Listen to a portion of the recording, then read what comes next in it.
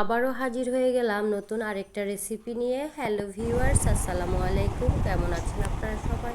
আমি আলহামদুলিল্লাহ ভালো আছি। আজকে বাজার থেকে খুব ফ্রেশ ঢ্যাঁড়স নিয়ে এসেছে। আমি চিন্তা করেছি আজকে আমি ঢ্যাঁড়স রান্না করব। তো প্রথমে আমি ঢ্যাঁড়সগুলোকে আস্ত ধুয়ে পরিষ্কার করে নিয়েছি। এরপর এগুলোকে কেটে টুকরো টুকরো করে নিয়েছি। এখন আমি একটা ফ্রাই প্যানে সামান্য পরিমাণ তেল নিয়ে ঢ্যাঁড়সগুলোকে ভেজে নেব। আমি ফ্রাই প্যানের চারপাশে তেলটাকে ছড়িয়ে দিয়েছি।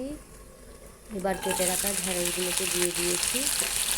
দিয়ে আমি আস্তে আস্তে নেড়ে চেড়ে সামান্য ভেজে নেব। আপনারা চাইলে না ভেজেও রান্না করতে পারেন।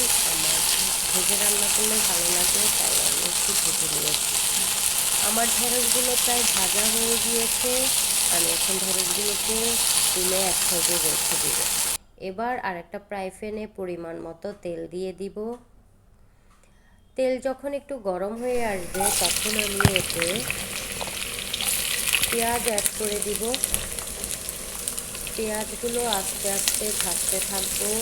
পেঁয়াজ যখন একটু ভাজা হয়ে আসবে তখন আমি এতে 1 চামচ রসুন দিয়ে দিয়েছি। রসুনকে আমি একটু হালকা নেড়ে চেড়ে ভেজে নিয়েছি যাতে রসুনের কাঁচা গন্ধটা চলে যায়।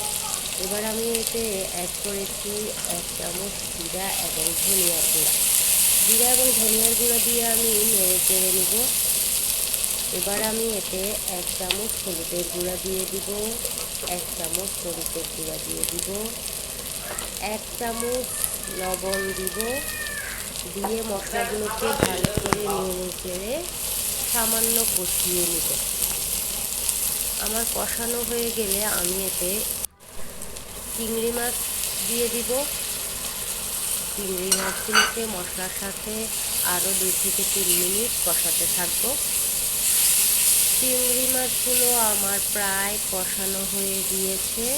এবার আমি এতে সামান্য পরিমাণ পানি অ্যাড করে দিব। মশলা আপনি যত কষাবেন তরকারির স্বাদটা তত বাড়বে। তো আমি পানি অ্যাড করে দিয়েছি। পানি অ্যাড করে একটু নেড়ে চেড়ে 5 মিনিটের মতো রান্না করব। আমার 5 মিনিট রান্না প্রায় হয়ে গিয়েছে। এবার আমি একটু নেড়ে চেড়ে দিব এবং আমার ভেজে রাখা ঢ্যাঁড়সগুলোকে অ্যাড করে দেব। অ্যাড করে আবারও নেড়ে চেড়ে 10 থেকে 15 মিনিট ঢ্যাঁড়সটাকে কষিয়ে নিব।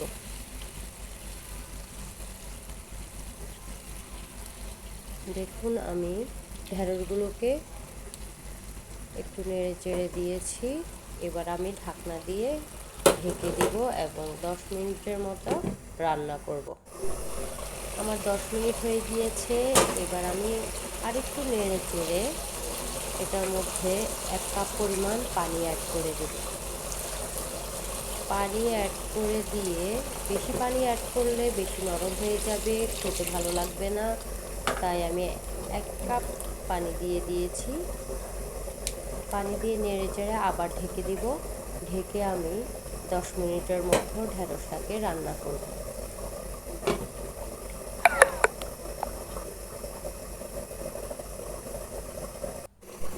আমার প্রায় 10 মিনিট হয়ে গিয়েছে। এবার ঢাকনা উঠিয়ে আমি এতে কিছুটা কাঁচামরিচ দিয়ে দিয়েছি, আস্ত দিয়েছি।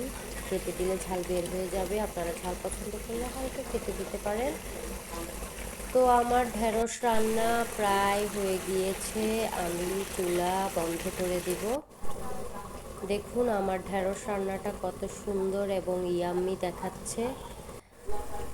ঢ্যাঁড়স রান্না আমার ভালোই লাগে খেতে। আপনাদেরও আশা রাখি ভালো লাগবে। সবাই ভালো থাকবেন, সুস্থ থাকবেন।